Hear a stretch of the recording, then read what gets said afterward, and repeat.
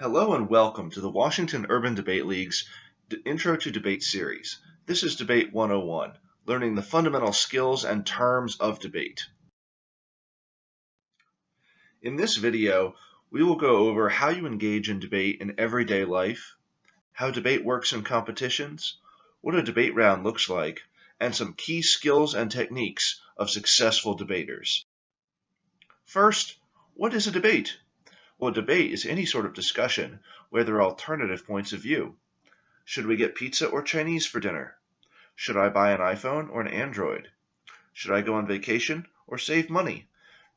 These questions can all be resolved through debate. Most people engage in some form of debate every day, whether it's with a parent, teacher, friend, or neighbor. Before we continue, let's go over some of the key differences between a debate and an argument. In debate, speeches are based around facts and evidence, while in an argument, you're just yelling out opinions. Debates are organized and timed, while arguments are often disorganized. In debate, you're supposed to make a rational case for why you think you are correct, while in an argument, you will let your emotions govern your choice in argument. In a debate, we listen closely to what the other team has to say, while in an argument, you rudely interrupt them before they can finish their sentence. And lastly, in a debate, you attack the ideas that the other team or other person has, while in an argument, you make attacks against people. To quote Eleanor Roosevelt, "Great minds discuss ideas, average minds discuss events, and small minds discuss people." Let's talk a little bit about what a debate competition looks like. At a debate competition, students debate in pairs, and each pair is referred to as a debate team. For example, the team of Smith and Jones won the tournament last weekend. Students debate in different divisions based on their experience and skill, so don't be intimidated by your first tournament.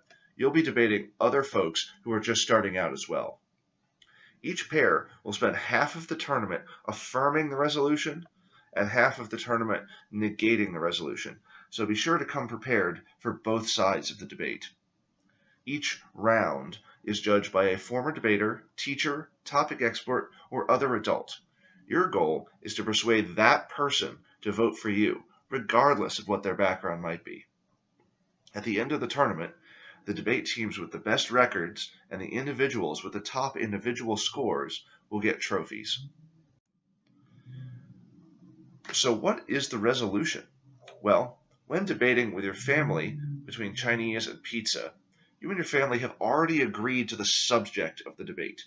What are we going to have for dinner? Agreeing on the subject for debate is crucial for fairness and so that both sides can be prepared to have a discussion. Each season, folks from around the country vote on a single resolution or question that everyone debates. This means you can go to any tournament anywhere in the country and be prepared to debate. The resolution is a statement of action by the government about something they should do. The affirmative chooses an action by the government that falls under this resolution, while the negative argues that this proposal is a bad idea. This year's resolution is that the United States federal government should substantially increase its funding and/or regulation of primary and/or secondary education in the United States.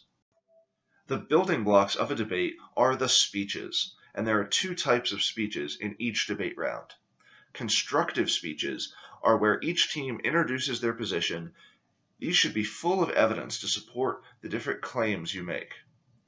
Rebuttals should be primarily in your own words, using comparisons, analysis, and explanations to show why your evidence is better and why your case should be voted on by the judge. Each debater will give one constructive and one rebuttal during each debate round. A constructive speech is 8 minutes long, and rebuttals are 5 minutes long. After each constructive speech, the speaker is questioned for 3 minutes by the opponent who is not about to give the next speech. Each team can use a total of 8 minutes during the debate to prepare their speeches. This is called prep time and effectively pauses the debate. This chart goes over the flow of a debate. Notice that at the beginning, the constructive speeches are about outlining your position and supporting those arguments with key pieces of evidence. As the debate progresses, you need to add details and start responding to the other team. The last two speeches, the second affirmative and negative rebuttals, are your closing arguments. Explain why your team has won, extend some arguments and key points that you've made earlier in the debate, and make sure not to make any new arguments. Cross-examination, or CX, is the questioning period that occurs during the debate. It happens for 3 minutes after each constructive speech. This questioning period is for the other team to ask the most recent speaker, "What did you just say?" The questioner should be the person who isn't speaking next. For example, the second negative speaker should ask questions of the first affirmative speaker. The first negative speaker, who is about to speak next, should get their speech together while their partner is asking questions. This is essentially free prep time. First, during cross-examination, you should clarify what the other team has said. You can't respond if you aren't clear on what their argument is. And second, feel free to attack the other team's evidence, assumptions, or strategy. Leading questions, getting the other team to admit certain things, or to force them into defending difficult positions are always helpful. Anything that you discuss in cross-examination should be brought up again in the speeches. Let's talk a little bit about prep time. Each team gets 8 minutes of preparation to use whenever they would like during a debate. They may take it before any of their speeches, except for the 1AC, of course, and may use it in any increment they would like. Prep time should be used to compile evidence, discuss responses with a partner, or outline analytic positions before your speeches. The more preparation you can do before a debate that can save you time during a debate, the better. If you have pre-prepared answers or blocks to common responses, you'll be in a strong position. These blocks are the core of successful second affirmative constructives and of the negative block. So let's talk about how you win a debate. In the first affirmative constructive, the affirmative will propose a specific plan of action. For example, the United States should increase funding for K-12 STEM programs in the United States. The judge will vote affirmative if they think that the plan is a good idea, and they will vote negative if they think that the plan from the 1AC is a bad idea. Just like arguing about who should do laundry doesn't impact if your family should get Chinese or pizza for dinner, staying on task and focused on whether or not the plan is a good idea is important. Nothing else will impact the judge's decision. Since you have to persuade the judge to vote for you, it's important to be polite and professional towards them and the other team. It can be a good idea to ask them what they like to see in debates so you can adjust accordingly.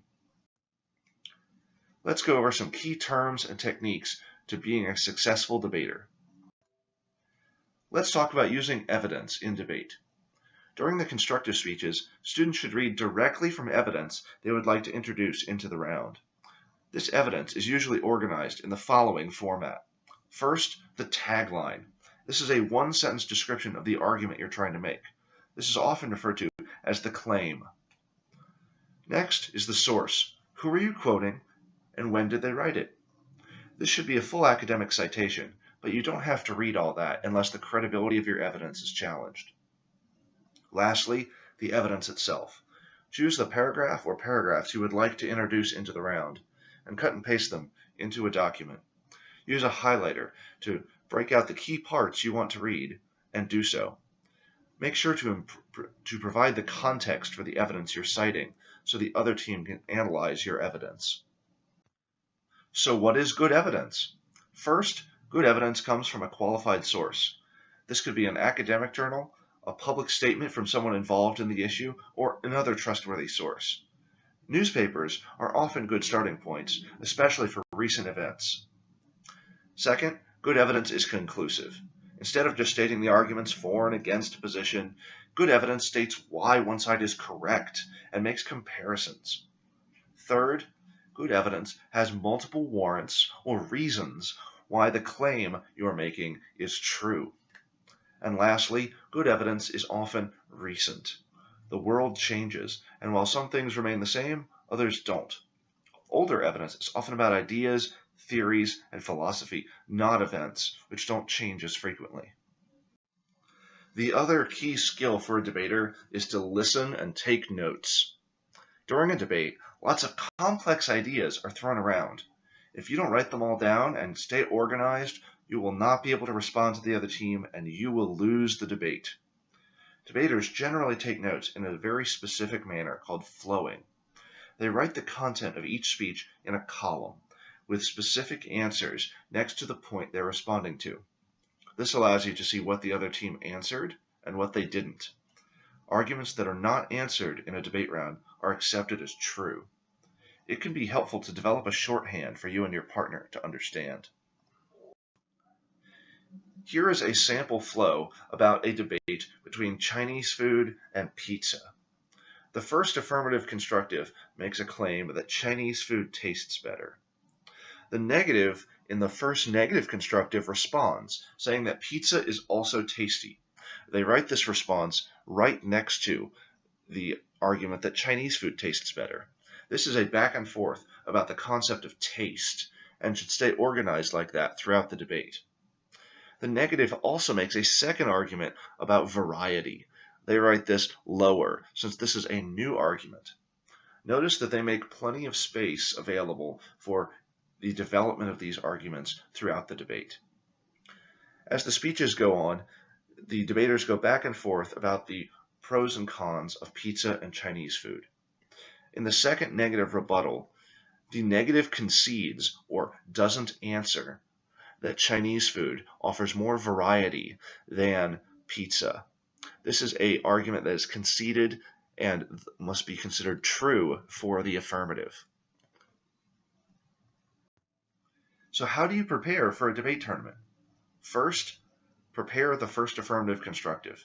This is your affirmative case, and the judge expects a coherent, well put together argument. This is the only speech that you can pre-prepare ahead of time, so be sure to practice and make it a good one. Next, prepare the second affirmative constructive. When researching and practicing, you'll notice that there are some common responses the negative will often use against your case. Discover and pre-prepare the best answers to these arguments that you know are coming. Be sure to add research and evidence to support your claims. Lastly, how to prepare is the negative. You'll have to respond to any potential case the affirmative might present. Research and be familiar with lots of common cases on this topic and have arguments that apply to a broad array of cases. Be able to tell a story that connects your generic negative claim to the specifics of the affirmative.